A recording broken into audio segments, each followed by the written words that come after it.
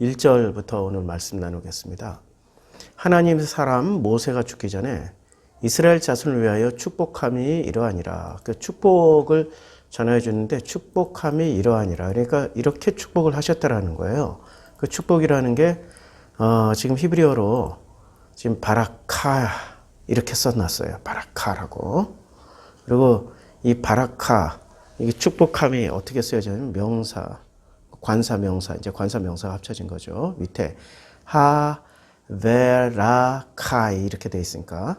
자, 그리고 여성 단수입니다. 축복은 여성. 참 축복이라는 게 남성 여성이 있었나 봅니다. 여성이에요. 이거 잘 기억하시고 이제 다시 본문으로 돌아가서 하나님의 사람. 이제 모세를 어떻게 설명하고 있습니까? 하나님의 사람. 아니 우리가 일평생 소원이 그거 아닙니까? 하나님의 사람 되는 거 아닙니까? 하나님의 사람. 그게 우리의 소원이잖아요. 그리고 모세는 죽기 전에 하나님의 사람이라는 이런 이름을 받았어요. 그런 칭찬을 받았다고요. 그렇게 불려졌다고요. 죽기 전에 하나님의 사람 모세가 우리 참 모든 인간의 소원, 아니 우리 믿는 사람들의 소원이 그거 아닙니까? 우리가 숨을 거두기 전에, 육신으로는 숨을 거두는 거죠. 우리가 육신으로는 숨을 거두기 전에 하나님의 사람 아무개가, 하나님의 사람 정성필이가, 이게 제 소원입니다. 우리 이 시간에 한번 따라서 해볼까요? 하나님의 사람 누구누구가, 자기 이름 한번 불러보세요. 하나님의 사람 정성필이가 죽기 전에 하나님의 사람이라는 호칭을 불리운다, 받는다, 이런 소망 가져보자고요. 죽기 전에 이제 뭐를 하냐면은 하나님의 사람 모세가 이스라엘 자손을 위하여 축복을 하는 겁니다. 그럼 축복을 누가 해줘요?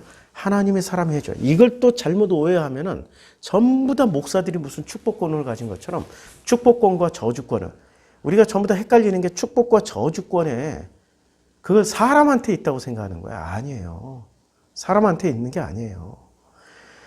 모세는 철저하게 누구 뜻에 따라 살았습니까? 하나님 뜻에 따라 살았죠.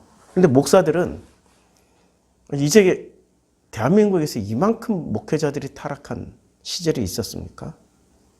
없었잖아요. 대한민국에서 이만큼 타락했던 시절이 없었잖아요. 그게 비극이잖아요. 목회자들이 왜 그렇게 타락했을까? 본인들 스스로가 축복과 저주권을 가지고 있다라고 굳건하게 믿고 있기 때문에. 그러나 축복과 저주는 하나님의 것이지 목사가 휘두를 수 있는 거 아닙니다. 목사가 휘두를 수 있다라는 그 믿음은 이게 불교도들도 가지고 있어요. 아니 능력 있는 고승들 같으면 축복권이 있고 뭐 저주도 할 수 있고 힌두교인들도 그렇게 믿고 있죠. 구루들이 그렇다고. 이슬람도 그렇게 믿고 있고요. 아니, 모든 종교들은 그 사제들이 축복권과 저주권을 가지고 있다라고 믿고 있는 게 그게 종교 아닙니까? 그럼 기독교는 달라야 되잖아요. 목회자는요, 하나님과 사람들 사이에서 중개자 역할을 해주는 사제들과는 다르다라는 거예요. 레위들이 어떻게 살았습니까? 구약성경에 보면 레위들은 우리가 살았던 종교인들이 살았던 패턴하고 달라요. 레위들은 그들 땅에 들어가서 각자 12부족의 땅에 스며들어가서 그들과 함께 살면서 그들이 주는 밥을 먹으면서 그들이 주는 땅에서 농사를 지어가면서 절기 때마다 그들이 이러한 절기가 있다. 그리고 이러한 절기는 하나님께서 우리를 출애굽시킨 거고 그 출애굽 여정에서 우리는 이렇게 살아왔다. 그게 유월절이요. 그게 초막절이요. 그리고 광야에 나왔더니 광야에서 여러 가지 사건들이 있었다. 이런 것들을 설명을 해줬던 사람들이지. 이게 축복권과 저주권을 가졌던 사람들이 아니었단 말이에요. 그러니까 축복권과 저주권이 없으니까 이스라엘 사람들이 이 광야에서 가나안 땅으로 갔던 이스라엘 사람들이 어떻게 변했습니까? 성경 보면 나오잖아요. 그들이 어떻게 살았냐면 축복권과 저주권이 없으니까 그들 스스로가 축복을 찾아서 떠나는 거예요. 축복을 줄 만한 존재들을 떠나갈 때, 자, 보세요. 사사기 2장에서 보면, 사사기 2장에서, 이제, 여호와께서, 여호수아의 종 눈의 아들, 여호와의 종 눈의 아들, 여호수아가 110세에 죽어요. 그리고 2장 10절에 그 세대의 사람들도 다 그 조상들에게 돌아갔어요. 그 광야에서 훈련을 받았던 그 사람들이 다 조상에게 돌아갔어요. 그리고 그 후에 일어난 다른 세대는 여호와를 알지 못하며 여호와께서 이스라엘을 위하여 행하신 일도 알지 못하였도다. 이스라엘 자손이 여호와의 목전에서 악을 행하며 바알들을 바알이 하나가 아니고 지금 잘 보세요. 복수로 바알들을 섬긴다고 했단 말이에요. 그러니까 바알이 그냥 단일신 바알이 아니라고. 바알들을 섬겼어요. 그다음에 애굽 땅에서 그들을 인도하여 내신 그들의 조상들의 하나님 여호와를 버리고 다른 신들, 다 복수를 선택하죠. 바알들, 다른 신들, 곧 그들을 주위에 있는 백성의 신들을 따라 그들에게 절하며 여호와를 진노하게 하였습니다. 왜 이렇게 됐을까요? 아니, 다른 종교, 바알 숭배라든지 다른 종교를 보니까 눈에 보이는 그 사제들이 축복과 저주권을 가졌다라고 믿게 되는 거야. 그런데 레위들은 축복권과 저주권이 없었다고. 그럼 축복권과 저주권이 언제 들어왔냐고요? 성전 세워지기 전까지는 레위에게는 축복과 저주권이 없었어요. 근데 성전이 세워지고 난 이후에 대제사장이 생기고 제사장 그룹이 생기고 그들이 성전을 중심으로 해서 성전이 얼마나 화려하고 크고 웅장합니까? 황금덩어리고. 그러니 이 성전이라는 반짝반짝하는 블링블링블링 하고 있는 이 성전이라는 백그라운드를 등에 업은 그들이 또 에봇을 입으면 레위 개인이 만든 에봇과 그냥 국가 차원에서 대제사장이 입는 에봇이 다르잖아요. 제가 목사 가운 입고 나오면 너무 초라해 보일 겁니다. 왜냐면 이렇게 조그만 교회 목사니까. 그런데 만약에 10만 명 이상의 명성상회, 여의도 순복음상회 이런 당회장님들이 목사 가운 입고 나와 보세요. 얼마나 의리의리합니까? 벌써 급이 다르죠. 레위가 각 지파 속에 들어가서 스며 살 때는, 섞여 살 때는 그렇게 큰 축복권과 저주권이 있다라고 믿질 않았기 때문에 그들은 바알 신전의 사제들을 보고 또 가나안 땅에 다른 신들을 숭배하는 사제들을 보니 그들이 축복권과 저주권을 가졌다. 실제로 기후제지는 비 내리잖아요. 어쨌든 비는 내리잖아요. 지금 당장 안 내도 어쨌든 오잖아. 우리가 사주팔자를 왜 보러 다니냐면, 왜 점을 치러 다니냐면 듣다 보면 다 자기 얘기하는 것 같아. 근데 그거 아세요? 아무거나 뽑아서 테스트 했잖아요. 아무거나 뽑아서 이게 당신의 성격입니다. 이게 당신의 미래입니다. 이게 당신의 운명입니다. 얘기를 해줬더니 사람들은 그것을 그대로 다 믿는다. 이게 그 김경일 교수, 심리학과 김경일 교수가 EBS 방송국 통해서 보여준 거 아닙니까?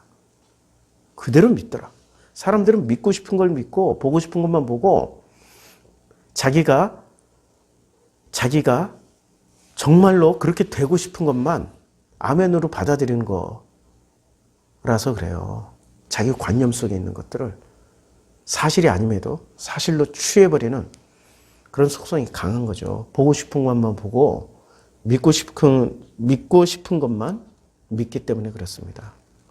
그러니까 결론적으로 이스라엘의 사제들이 없었어요. 사실은 레위는 섞여서 같이 생활하면서 생활 속에서 생활 복음을 전했던 사람이죠. 우리는 신앙생활이냐 생활신앙이냐 80년대까지만 해도 그런 논쟁 했었단 말이에요. 신앙생활보다는 생활신앙이 더 맞다. 제가 청년의 시절에는 이런 논쟁도 했었어요. 근데 지금 그런 거 다 사라졌잖아요. 생활신앙이냐, 신앙생활이냐, 이런 거 자체 없어졌어요. 그냥 교회 생활도 싹 바뀌어버렸습니다. 교회 생활. 교회 생활만 잘하면 그게 무슨 신앙생활 잘하고 생활신앙하는 것처럼 언제 그렇게 바뀌었는지 모르겠어요. 우리는 굉장히 많은 우여곡절을 겪으면서 여기까지 왔는데 좋은 모습으로 온 게 아니라 타락한 모습으로 왔다는 거예요. 타락한 모습. 그래서 이스라엘 자손을 위해서 축복을 해요. 모세가 죽기 전에. 하나님의 사람 모세가 죽기 전에 이스라엘 자손을 위하여 축복을 합니다. 2절 그가 일렀으되 모세가 일렀으되 여호와께서 시내산에서 오시고 세일산에서 일어나시고 바란산에서 비치시고 자 시내산에서 오셨어요. 시내산에서는 어떤 일이 일어났었습니까? 십계명 주셨잖아요. 십계명 받는 날 전 이스라엘 사람 광야 백성들이 시브리가 십계명을 받는 순간 그 십계명이라는 게 돌판에 새겨진 언약이잖아요. 중요한 게 계명이 아니라 언약이라는 거예요. 그리고 계명, 언약, 그리고 명령, 율법 이것들의 본질은 뭐라고 그랬죠?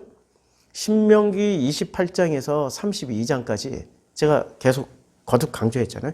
이것의 본질은 하나님의 은혜다. 내가 먼저 와서 그 땅 점령하고 내가 너를 결코 떠나지 않을 것이다. 내가 너와 함께 하리라.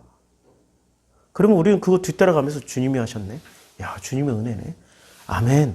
하고 가는 게 그 본질은 은혜란 말이에요. 그러니까 시내산에서 뭐로 오셨어요? 형태는 십계명 두 돌판으로 오셨지만 내용물은 뭐로 오셨냐고요. 내용물은 은혜로 오신 거죠. 그래서 은혜로 오신 산이 시내산이고요. 세일산에서 일어나시고 세일산에서 이렇게 태양아 멈춰라 했잖아요. 그리고 바란산에서 비추시고 그리고 바란산이라는 데가 한번 찾아보자고요. 이 바란이라는 지역에서 어떤 일이 있었는지를 찾아보자고. 본문 성경 문구 찾기. 아이고 갑자기 뭔가 불안해진다. 지난번에 이게 안 됐는데 한번 해보자고요. 자, 찾긴 찾았는데 여기서 떴다. 민수기에 보면은 이스라엘 자손이 시내 광야에서 출발하여 자기 길을 가더니 바란 광야에 구름이 머무느니라. 그 후에 백성이 하세로를 떠나 바란 광야에 진을 치니라. 모세가 여호와의 명령을 따라 바란 광야에서 그들을 보냈으니 그들은 다 이스라엘 자손의 수령된 사람이라. 바란 광야 가데스에 이르러서 모세와 아론과 이스라엘 자손 온 회중에 나와. 이게 이제 그 가데스 바냐 사건이에요. 그리고 이 민수기의 바란 광야가 이제 이스라엘 광야에서 출발하여 바란 광야에 구름이 머문다. 그 다음에 이 바란에서 어떤 일이 일어났냐면은 이런 일이 일어난 거죠. 바란 산에서 비추시고 1만 성도 가운데서 강림하셨고 그의 오른손에는 그들을 위하여 번쩍이는 불이 있도다. 이게 무슨 일이냐면은 가데스 바냐 사건 때 사실은 좋은 모습으로 나타나셨습니까? 하나님이 심판주로 나타나셨습니까? 진노하셔서 심판주로 나타나셨던 거죠. 그러니까 시내산에서는 하나님의 은혜로 나타나시고 세일산에서 일어나셨고, 제가 세일산도 한번 찾아볼까요? 세일산도 어떤 산이었는지 이걸 찾는 게 더 빠르겠네요. 자, 세일산에서 일어나시고, 자, 세일산, 여기 세일산이 이제 창세기 말고요. 이제 출애굽 여정이니까 이 세일산이 어디서 제일 많이 나타나냐면 세일산은 창세기하고 민수기, 신명기에 좀 나타나는데 민수기에는 한 번밖에 안 나타나네요. 24장 18절. 그 원수 에돔은 그들의 산업이 되매 그 원수 세일도 그들의 산업이 되고 그 동시에 이스라엘은 용감히 행동하리라. 그 다음에 신명기 1장 2절 호렙산에서 세일산을 지나 가데스 바네아까지 10하루길이었더라. 그러니까 세일산을 지나 가데스 바네아까지 갔네요. 그 산지에 거하는 아모리 족속이 너희를 마주 나와서 벌떼같이 너희를 쫓아 세일산에서 쳐서 호르마까지 미쳤어요. 세일산에서 쳐가지고 쫓겨났어요. 그 다음에 무리가 회정하여 여호와께서 내게 명하신 대로 홍해 길로 광야에 들어와서 여러 날 동안 세일산을 두루 행하더니 그러니까 그 광야에서 홍해에서 건너가지고 세일산을 두루 돌아다녔습니다. 그러니까 세일산을 많이 뺑뺑뺑뺑 돌아다녔어요. 또 백성에게 명하여 이르기를 너희는 세일에 거하는 너희 동족에서의 자손 지경으로.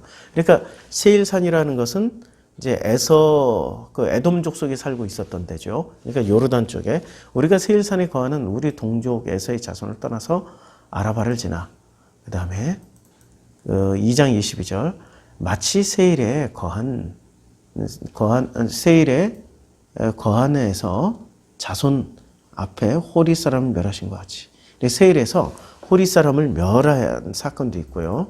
그 다음에 33장 2절 이제 세일산이 여기서 나오네요. 그러니까 세일산은 이런 거죠. 세일산은 축복과 어떤 거인을 만나서 싸움을 하는 그러니까 구름 기둥이 솟았고 불 기둥이 솟아서 그걸 경험했던 데가 세일산이고 그 다음에 이 거인족, 이 에돔 족속을 에돔 족속의 땅이었기 때문에 거기 세일산을 피해갔고 그 세일산에서 또 거인족을 만나서 거인들을 만나서 그들을 멸하시는 것을 체험하게 됐던. 그래서 세일산에서 일어나시고 바란산에서 비추시고. 그러니까 바란은 축복과 저주. 그리고 세일산도 사실 축복과 저주. 시내산도 어떻게 됐습니까? 축복과 저주 아닙니까? 십계명 받았어요. 그런데 그들이 뭐 하고 있었습니까? 송아지 우상을 금송아지 만들었고 우상 숭배해서 그래서 불뱀과 노뱀을 동시에 다 보내주신 데가 시내산 아닙니까? 시내산 사건. 그러니까 시내산에서 세일산에서 바란산이라는 것은 한마디로 축복과 저주가 동시에 있었던 축복과 저주가 그러니까 은혜라는 거는 축복만 받는 게 은혜가 아니고요. 또 저주에만 들어가는 것도 은혜가 아닙니다. 은혜라는 것은 축복이든 저주든 상관없이 어떻게 해석을 하느냐, 어떻게 하나님의 은혜를 그 안에서 체험하느냐가 그게 바로 은혜라는 거예요. 그래서 그의 오른손에 그들을 위해 번쩍이는 불이 있도다. 여호와께서 백성을 사랑하시는 방식이 우리 생각에는 축복만 주시면은 그걸 사랑이라고 생각하는데 여호와의 손에는 채찍과 당근이 다 있었다라는 거예요. 근데 그걸 받아들이는 우리가 해석을 잘해야 된다는 거죠. 자, 시내산에서는 십계명을 받았으나 백성들이 송아지 우상을 만들었단 말이에요. 세일산에서는 구름 기둥과 불 기둥이 솟았으나 그러나 거인족을 만났을 때 그들은 두려움에 떨었지만 또 여호와의 은혜로 이겨낼 수 있었던 거고요. 바란산도 그 가데스 바냐 사건 때문에 그들은 정탐꾼을 보냈고 하나님의 은혜로 잘 갔다 왔어요. 그러면 저들은 우리의 밥입니다 해야 되는데 우리가 저들의 밥입니다 해버린 거 아닙니까? 해석이 달랐던 거죠. 거기서 또 많은 사람들이 죽게 됐죠. 하나님은 거기서 진노하셔서 처음 나온 세대는 다 죽을 것이다. 여호수아 갈렙과 두 사람만 빼놓고는. 자, 이게 여호와께서 백성을 사랑하시는 방식입니다. 모든 성도가 그의 수중에 있으면 이제 그렇게 축복과 저주를 동시에 다. 근데 이건 인간의 관점이에요. 하나님의 관점은 전부 다 은혜인 거예요. 이게 또 어려운 얘기인데 내 관점이 버려져야 해석이 된다고. 내 관점이 버려져요. 인간의 관점에서는 사람들의 관점에서는 좋은 것만 있기를 원한다고. 좋은 것만. 부모가 우리를 어떻게 그렇게 키우냐고. 내가 좋아하는 걸 잘 보라고. 내가 좋아하는 건 단 것 많이 먹고 게임 원 없이 하는 거고. 드라마 실컷 보고 영화 실컷 텔레비전 마음껏 보고 학교도 가기 싫고 부모님이 이거 하라 그러면 하기 싫고 안 해. 일찍 자라 그러면 늦잠 자버리고 일찍 일어나라 그러면 늦게 일어나 버리고 야 이거 야채도 맛있고 토마토도 맛있고 이렇게 푸른 시금치도 좀 먹어봐. 그럼 그거 안 먹어버리고 내가 원하는 건 그런 거라고. 부모의 뜻하고 반대로 간다고. 그럼 부모가 정말로 나 좋은 대로만 내가 원하는 것만 다 해주면 나는 지금 생존할 수 있을까요? 아마 성인병 걸렸으면 이미 갔을지도 모르지. 그리고 내가 좋아하는 대로 내가 원하는 대로만 살아봤더니 어떻게 살아? 바보 천치가 되어 있는 거지. 그러니까 지혜로운 부모는 어떻게 키우세요? 무조건 원하는 대로만 주나요? 그걸 축복이라고. 자식이 이게 축복이에요. 이거 축복받을 거예요. 내가 원하는 대로 단 것 많이 주시고 마음껏 내가 잠자고 싶을 때 자고 먹고 싶을 때 먹고 안 먹고 싶을 때 안 먹고 학교 가기 싫을 때 안 가버리고 이렇게만 해주시면 날 사랑하는 걸로 내가 굳건하게 믿겠습니다. 이런 자녀들이 있으면은 그냥 그렇게 야 마음껏 살아라. 야 너 뜻대로 마음껏 살아라. 이렇게 하시겠어요? 너 뜻 내려놓고 내 뜻대로 살아. 라고 하시는 분이 아버지라는 거죠. 그분이 우리를 창조하신 창조주이시기 때문에 창조의 목적대로 우리를 다시 만들어야 된단 말이에요. 그런데 우리가 이 세상에 태어나는 순간부터 우리는 세상에 속해 있는 자들이기 때문에 세상의 방식대로 살기를 원한다고요. 하나님의 방식대로, 하나님 뜻대로 살기를 원하지 않는다고요.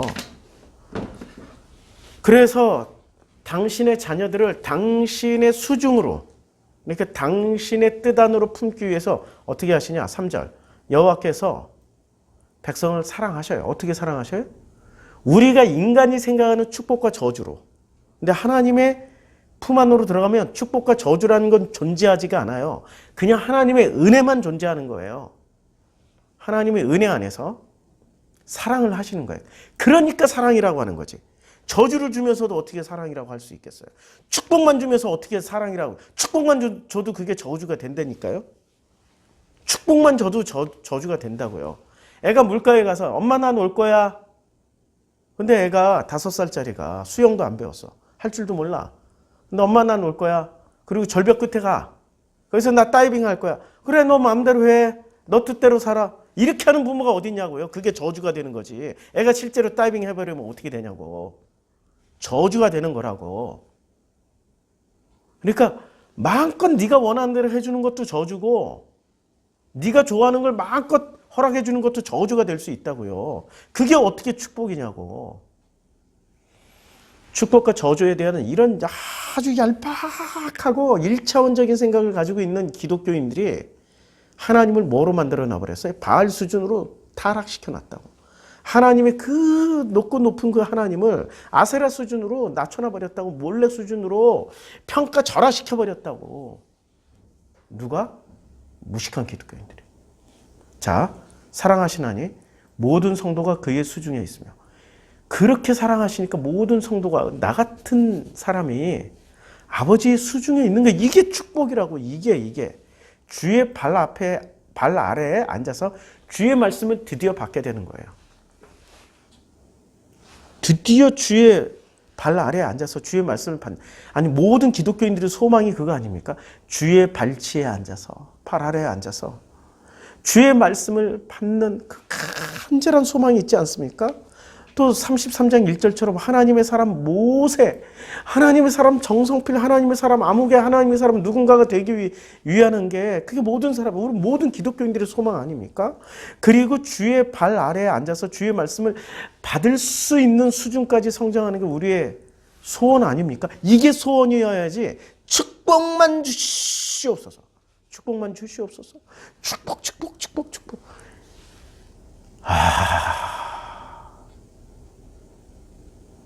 소망의 방향이 잘못된 거죠. 완전히 잘못된 거죠. 완전히 잘못된 겁니다. 정말 잘못된 겁니다. 주의 발 아래 안도가 되기까지는 내 뜻 내려지고, 내 관념, 내 이데올로기, 내가 목표로 하는 그 모든 목표, 설계도가 다 내려지고, 내 뜻대로 마옵시고 아버지 뜻대로 하시옵소서. 아버지 뜻대로 하시옵소서.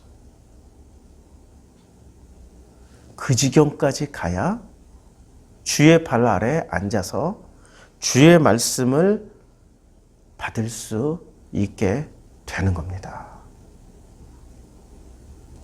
어떤 길로 가시겠습니까? 축복받는 길로만 가시기 원하겠습니까? 내가 원하는 길로만 가기를 원하겠습니까? 내가 소원하는 길로만 가기를 원하십니까? 내가 목표로 하는 그 목표를 이루기 위해서 매일 새벽 기도, 철야 기도, 금식 기도, 매일 가정재단 쌓고 성경도 1년에 10독해버리고 10독하고 100독해버리고 그런 길로 가서 기어코 목적을 성취하고 기어코 축복을 받아내는 그러한 교인이 되겠습니까? 아니면 창조주가 나를 창조하신 목적이 있구나. 내 뜻, 내 목표, 내 계획, 내 관념, 내 이데올로기, 내가 가진 설계도 다 내려놓고 아버지 뜻대로 하시옵소서. 그 길로 가다 보니 하나님의 사람 모세, 주의 발 아래 앉아서 주의 말씀을 받는 그런 성도가 되기를 원하십니까? 선택하십시오. 교인이 되길 원해요? 교회 충성, 봉사, 그 다 축복 때문에 그런 거 아닙니까? 구원받고자 하는, 축복받고자 하는, 그것 때문에 그런 거 아니에요? 그걸 원하세요? 아니면 구원마저도, 축복마저도 내 뜻대로 마옵시고 아버지께서 원하신다면 아버지의 뜻대로 하시옵소서.